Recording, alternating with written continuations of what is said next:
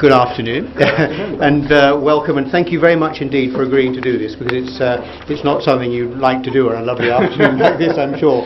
I want to start off with the theme is research leadership with multiple masters. I mean, that's what we're wanting to talk about. I mean, you have to put together the research leadership where we're going for ILRI, but then, of course, beyond that we have the Science Council, which is the key, the next threshold. We've got the CG itself, which has also got views, and we've got donors. Is that correct, or who are all the players? What are the other players?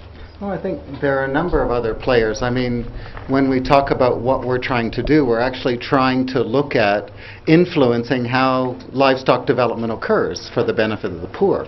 And so there's a number of other people we're trying to influence. I think they're very important in setting our research agenda so that we can show that we have something relevant for them. So is there a conflict between them, or do you see a clear pathway? Well, I think there's conflicts in many things.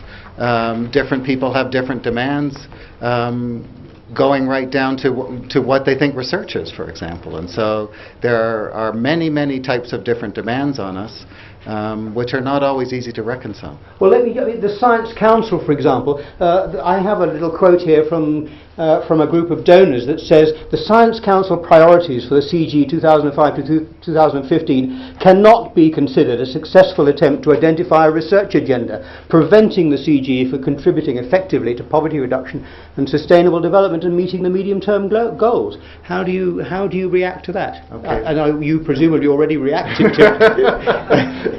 Well, there's been a number of reactions to that. That particular comment came from some of the development donors who are a bit frustrated at the links between research and development and the responsiveness of research to development, and in particular the responsiveness of a CG agenda to research and development. Yeah, in fact, it says the Science Council neglects the fact that the CG is supported from development cooperation funds and not from science funds. Yeah, that is their view. Now, I think there's been quite a bit of discussion since that paper was launched, and one of, at least from an ILRI perspective, one of my views is, and we'll explore this more tomorrow in the fishbowl debate, is that we can actually meet a lot of the development concerns within the priorities and strategies that are there for the CG system. And I think we invested a lot of time in ILRI in trying to influence those priorities and strategies, and I think at least on the livestock agenda they're quite relevant to development. But as a research institute, I mean, one of the points that I picked up this, it says we have an inwardly looking bias on excellence. Some people will take that very hard because they're, I thought, striving for excellence. How do we cope with that? Well, I guess two things. I think striving for excellence is probably a good thing. It depends on what you're striving for and what is the niche of the CGIAR. One of the criticisms in that report was that we were claiming to do frontier science. And I think if you look at the ILRI agenda, it seems to me that we're not competing with the Oxfords and the Tigers and other people to do frontier science. We're trying to take those tools and adapt them to be relevant for development issues, but keeping to our research agenda. There's lots of other development agencies around. But I get the impression that you and Carlos are like much more the development body's words than the Science Council. You're moving the institute. I mean, are you given Carlos's Latin American background, are you the Che Guevaras of the CG system? I think far from it. I think if you look at the different centers and their positioning on the research and development continuum, as you might have, we're probably right in the middle somewhere. We're trying to do research and look at larger issues rather than going into communities and saying, okay, what can we make happen with rural enterprise or development activities. So I think we're still trying to focus on research, but our argument and research, but in the broad sense of research, is kind of systematic inquiry of important questions, and that we're trying to apply these to development issues. And that is where we do have a problem. I mean, I think putting that across in the MTP, the Science Council and others say that the MTP is the critical document on which we're going to be measured, and you've got to give the Science Council full marks for picking up a few gems in our MTP, and this is one lovely one where we had as an output target the influence and role of livestock-related policy research and other information on policy decisions and change evaluated. So clearly one of your drivers, John, has been to move us into this outputs to outcomes and trying to think how we're going to do next. Are we going to be ready for the next MTP to have those things delivered?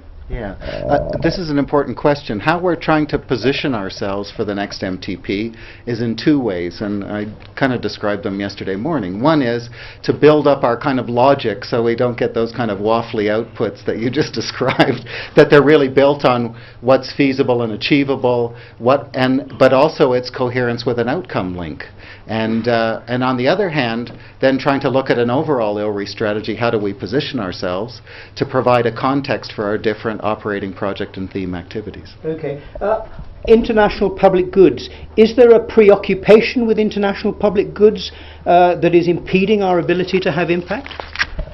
I guess there's two issues here as I see them. One is, we can't change the fact that we're a research institute working in a global environment in which the focus is on global public goods. And so, and this is actually a good thing, because the more they're public goods and the more they can be applied in different places, the more effective our research outputs will be. So I view that as a good thing. This is a challenging thing to do, though, because if you think about who's funding us and how we work, we can't work everywhere. And people are often funding us on their development donors, and they're funding on a bilateral basis. So it's quite a challenge to fit the pieces together in different parts of the research puzzle. Okay. I've talked about outside forces. Now let's talk a little bit about inside. You have a very good working relationship with Carlos, I believe. And can you? In the past, we've had different links between directors general and directors of research. We had one in which it was we had Jack Doyle for ILRAD point of view, in which it was all done very well, but in that office. We then had Aki van der Zijp, who decided that she couldn't cope. And now we've got the pair of you.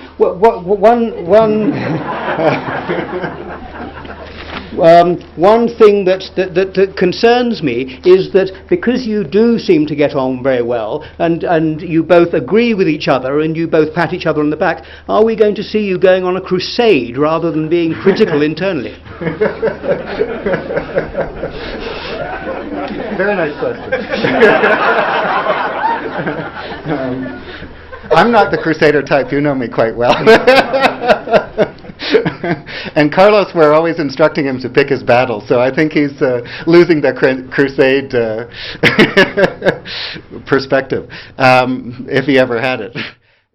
It's important that we work together, and it's important that everybody work together in teams.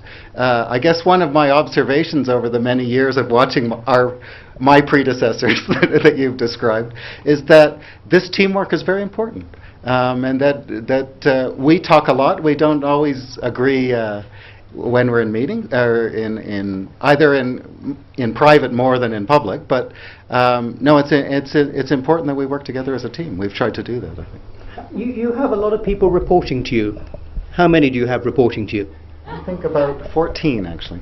14. So you have a major responsibility as a manager. Yes, indeed. How do you reconcile that with being a research director too? Well, some of my I have two really classes of people who report to me in a primary supervisor role. Obviously, the theme directors are of primary interest, and in our relationship in MC, it's kind of a teamwork in terms of how we work. Then the other group of people are really people who are either trying to implement things on a regional basis, so it's still the same kind of structure, or research managers, intellectual property managers, grant managers who are really supporting the research agenda. So it's a little more coherent than a broad group of reportees, but I think we're also trying to look at ways of rationalizing that kind of workload as well. And how do you weave in the the money raising into that rather heavy workload, John? Well, we're going to have quite an interesting discussion on this tomorrow, but it's an absolutely crucial thing in terms of strengthening our ability to do long-term research.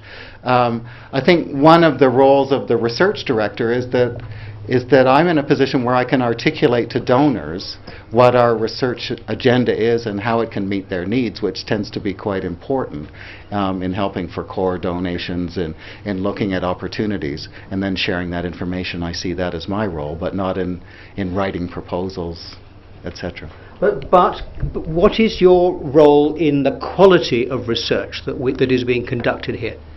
Well, I'm trying to play an important role on a couple of fronts. One is on the focus, that we can't do everything and how things fit together. I think the other thing is just some simple criteria. And I think there's still room for improvement on that, but to make sure that we have it right on kind of research methods, which we heard about yesterday, to make sure that we've covered the bases on, we'll be talking about gender, intellectual property, and some of these other things, to try and raise the general game of what happens in research proposals. Lastly, do you enjoy your job? Most days. Especially today. John, thank you very much indeed. Thank you very much.